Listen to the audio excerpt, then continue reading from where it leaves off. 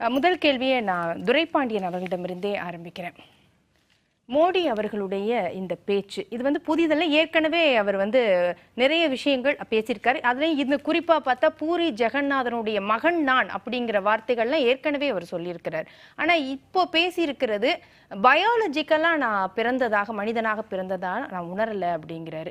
இது சிரிக்க வேண்டிய விஷயமா அல்லது அவருடைய சிந்தனையில் அவருடைய ஒரு ஆன்மீகவாதியாக அவர் பேசிட்டு இருக்கிறாரு இந்த சமயத்துலன்னு எடுத்துக்கிறதா? அதாவது நீங்கள் பார்த்தீங்கன்னா திரு மோடி அவர்கள் 2ஆம் கட்ட தேர்தல் வரையில் பேசிய பேச்சு வேறு, 2ஆம் கட்ட தேர்தல் முடிந்த பிறகு பேசிய பேச்சுக்கள் வேறு.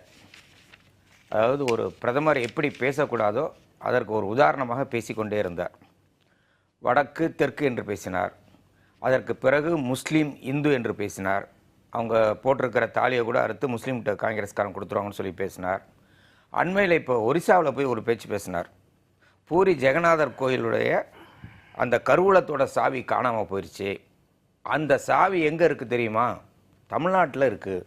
ஒரு பிரதமர் ஆர்கியாலஜிக்கல் சர்வே ஆஃப் இந்தியா என்று சொல்லி புதைப்பொருள் ஆய்வு சம்பந்தமான அலுவலகத்தை கையில் வைத்திருப்பவர். அவர் தான் பொறுப்பு அமைச்சரும் கூட. அவரே பூரி ஜெகநாதர் கோயிலுடைய காணிக்கை செலுத்தின பணமெல்லாம் பத்திரமா இல்லை, அது தமிழ்நாட்டில் யாரோ திருட்டிட்டு வந்துட்டாங்க சாவிங்கிற மாதிரி அது மாதிரி பேசியிருக்கிறார். திடீர்னு ஒரு நாள் என்ன பண்ணாருன்னா, நான் இந்து முஸ்லீம் என்று பேசவே இல்லை. The moment I talk like this I am not the prime minister of India, I will retire from the political life அப்படியும் பேசியிருக்கார். இதெல்லாம் வச்சு பார்க்கும்போது என்ன தோணுதுன்னா, அசீஸ் நந்தி என்ற சைக்காலஜிஸ்ட் அவர் முதலமைச்சராக இருக்கும்போது 2002 அவரை நேரடியாக அவரும் அச்யூத் யாக்னிக் அப்படிங்கிற 2 பேரும் சேர்ந்து மோடி அவர்களோட ஒரு நேரடி விவாதம் நடத்தினாங்க, இன்டர்வியூ பண்ணாங்க. அதில் அந்த அசீஸ் நந்திங்கிற மனநல மருத்துவர் உலக புகழ் பெற்றவர் என்ன சொல்கிறாரு, left me in no doubt that here was a classical clinical case of a fascist. Modi அவர்களை இன்டர்வியூ பண்ணிட்டு எல்லா பாசிசவாதிகளும் பயந்தாங்கோலிகள். நல்லா ஞாபகம் வச்சுங்க, ஹிட்லரில் தொடங்கி கடைசி வரையில் இருந்த பாசிசவாதிகள் எல்லாமே பயந்தாங்கொழிகள் தான். எதையோ ஒன்றை பார்த்து பயப்படுவாங்க. 2 நாளைக்கு முன்னாடி சாம்பிட்ரா என்ன சொன்னார், பூரியில் நாடாளுமன்ற உறுப்பினராக போட்டியிடுறவர் சம்பித் பட்ரா அவர் என்ன சொன்னார்னா, பூரி ஜெகநாதரே மோடியோட பக்தர். மோடி ஜெகநாதர் பக்தர் இல்லை, பூரி ஜெகநாதரே மோடிக்கு பக்தர் அப்படின்னு சொன்னார். அடுத்த நாள் அது அங்கே பிரச்சனையானது. உடனே அவர் மன்னிப்பு கேட்டார். 3 நாள் நான் மௌன விரதம் அனுஷ்டிக்கிறேன்னு சொன்னார்.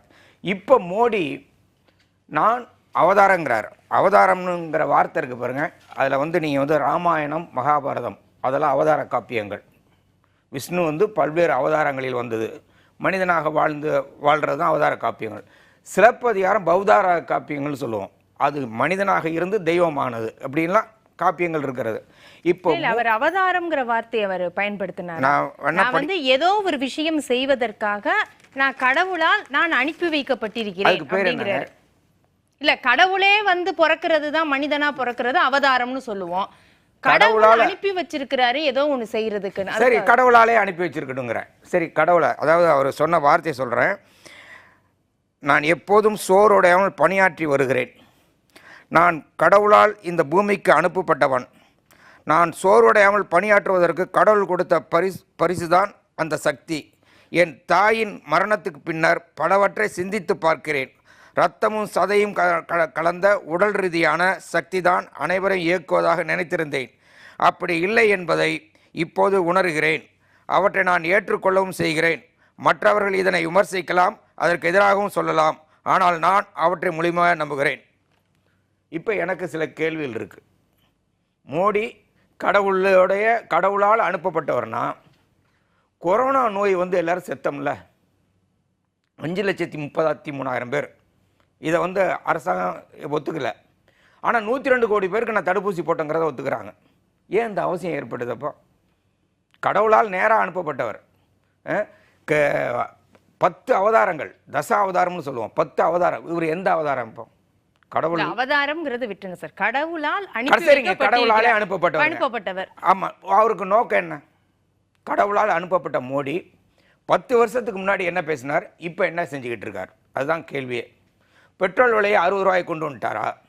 டீசல் விலையை குறைச்சாரா, அல்லது இந்த தேர்தலிலாவது நான் பெட்ரோல் விலையை குறைப்பேன்னு சொன்னாரா? இந்த தேர்தலிலாவது இப்போ 100 ரூபா விற்கிற பொழுதாவது பெட்ரோல் விலையை குறைப்பேன் என்று சொன்னாரா, அல்லது டீசல் விலையை குறைப்பேன் என்று சொன்னாரா? 25 கோடி மக்களை நான் வறுமை கோட்டுக்கு மேலே கொண்டு வந்து விட்டேன் என்று சொல்லுகிறார். ஆனால் உண்மையாகவே இந்திய நாட்டில் வறுமை கோட்டு கீழே 22 கோடி மக்கள் இன்னும் இருந்து கொண்டிருக்கிறார்கள். அந்த 25 கோடி மக்களை வறுமை கோட்டுக்கு மேலே கொண்டு வந்து விட்டார் என்று சொன்னால் 81 கோடி பேருக்கு இலவசமாக அரிசியும் கோதுமை கொடுக்க வேண்டிய அவசியம் ஏற்பட்டது. உலக பட்டினி வரிசையில் இந்திய நாடு 125 நாடுகளில் 114வது இடத்தில் இருக்க வேண்டிய அவசியம் என்ன? அதே மாதிரி சேவை செய்வது, கடவுளால் அனுப்பப்பட்டு சேவை செய்கிறவர் என்று சொன்னால் ஏன் அதானி அம்பானி உள்ளிட்ட 22 குடும்பங்களுக்கு சேவை செய்து கொண்டிருக்கிறார்? அதானியோட ஒரு நாள் வருமானம் 1600 கோடியாக இருக்கிற பொழுது இந்திய நாட்டில் இருக்கிற சாதாரண ஏழையின் வருமானம் 100லிருந்து 200 கூட இல்லை. கிராமப்புற வேலைவாய்ப்பு திட்டத்தில் கூட 319 ரூபாய்க்கு மேல சம்பளம் இல்லை. அப்படியானால் கடவுளால் அனுப்பப்பட்டவர் ஏன் ஓரவஞ்சனையோடு செயல்படுகிறார்? அவர் எல்லோருக்கும் சமமாக தானே நடந்திருக்கணும். இப்போ கூட அதானியோட ஊழல் வந்திருக்கிறது. அது கப்பலில் இறக்குமதி பண்ண நிலக்கரியில் தப்பு நடந்திருக்கிறது. நான் அந்த டீட்டெயில்ஸுக்கு போல. அப்போ ஒரு அவதாரமும் இல்லை. ஆனால் கடவுளால் அனுப்பப்பட்ட ஒருவர், அந்த கடவுளால் அனுப்பப்பட்டவர் அம்பானி அதானிக்கு செய்ய வேண்டிய அவசியம் என்ன? இங்க ராமசாமிக்கும் குப்புசாமிக்கும் உதவாமல் இருப்பதனுடைய காரணம் என்ன?